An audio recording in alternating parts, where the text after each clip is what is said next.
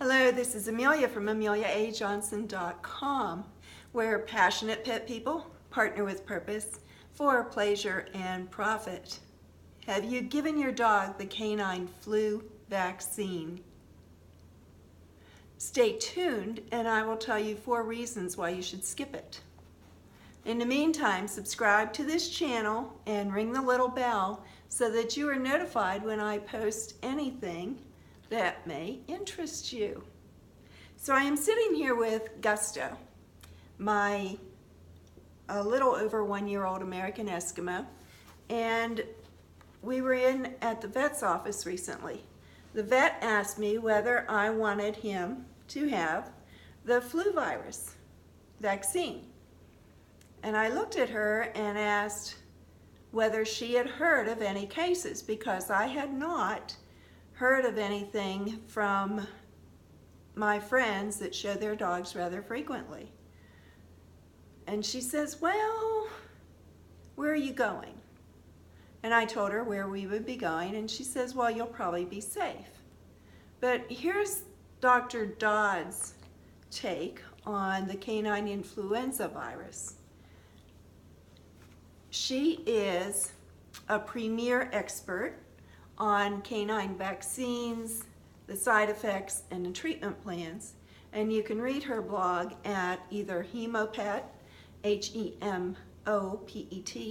or Nutriscan, N-U-T-R-I-S-C-A-N. So this is what Dr. Dodds has said, and I am going to refer to her blog post so that I make sure I get this information correct for you. There have actually been, in 2017, dog flu cases in 10 states, none of which Gusto and I really frequent.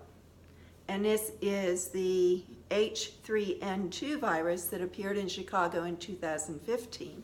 Now at that time, a lot of my friends that were showing dogs skipped a lot of shows because they were afraid of their dogs coming down with the flu. So let's move on.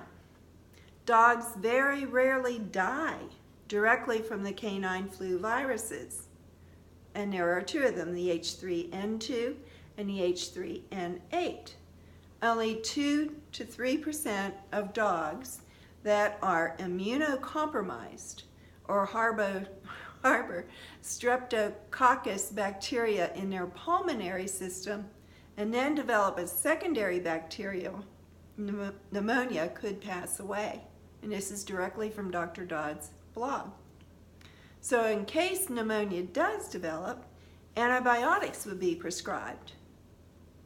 So there you go. Do you need the vaccine when you have antibiotics to treat the flu? So how is this flu spread? Usually directly, by direct contact with respiratory secretions. And the dogs have to be infected, of course. And by contact with contaminated objects. So this is why they're concerned at dog shows, because people perhaps use the same water hoses, you know, they're on the same showgrounds, all of that. And people move between infected and uninfected dogs. And again, on the show circuit, one thing that they have changed is the dog show judges used to come up to your dog and examine your dog's teeth. They themselves would. Now they ask the exhibitor to go ahead and show them their dog's teeth. And you can see Gusto has such a pretty smile. So that's one thing the show judges are doing differently.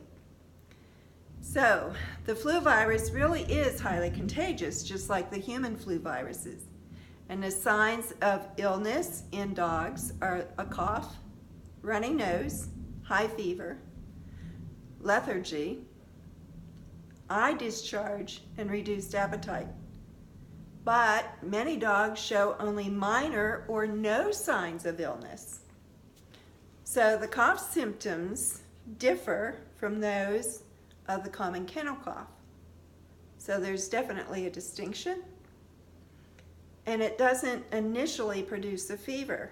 unless secondary pneumonia occurs, and that would be 7 to 10 days later. So what are the treatment options for canine flu? The two known strains in North America are the H3N2 and the H3N8, as I mentioned. Vaccines are available for both, but Dr. Dodds does not currently recommend the routine use of the canine influenza vaccines as she does for the parvovirus vaccine. So here are 4 reasons why Dr. Dodds says to just skip the canine influenza vaccine. Canine flu, like the human flu, is self-limiting and usually resolves itself after 1 to 2 weeks. So, that's pretty common with humans too. Secondly, she says the mortality rate amongst dogs is less than 5 to 10% and more than likely occurs due to a secondary bacterial infection like pneumonia. So I'm sure you would be on top of it if your dog had pneumonia.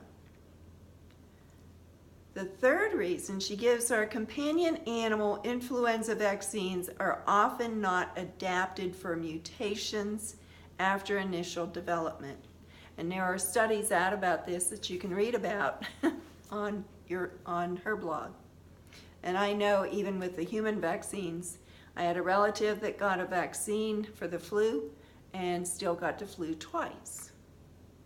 So the fourth reason Dr. Dodds gives for not giving the canine influenza vaccine is naturally generated immunity is better than strain-specific vaccine immunity.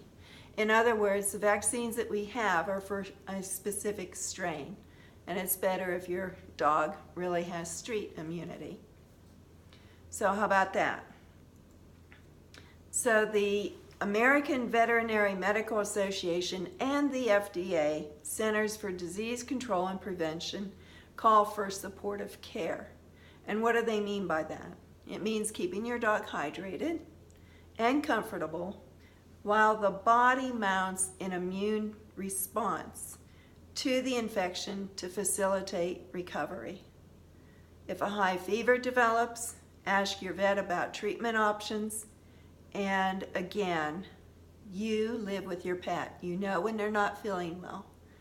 Feed your pet a high quality diet. That will help your dog recover quickly.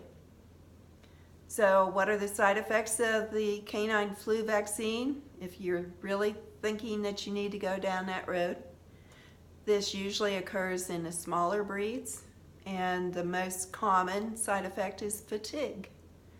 Other side effects are fever, vomiting, diarrhea, breathing problems, facial swelling, pale gums, and pain at the site of the injection. I know I am thankful that I have really skipped the vaccine for Gusto. He doesn't really like being needled. And I think he's giving me a kiss because he just understood the story that I told you about the canine flu vaccine. So again, subscribe to this channel, ring the little bell, and check out my blog at ameliaajohnson.com.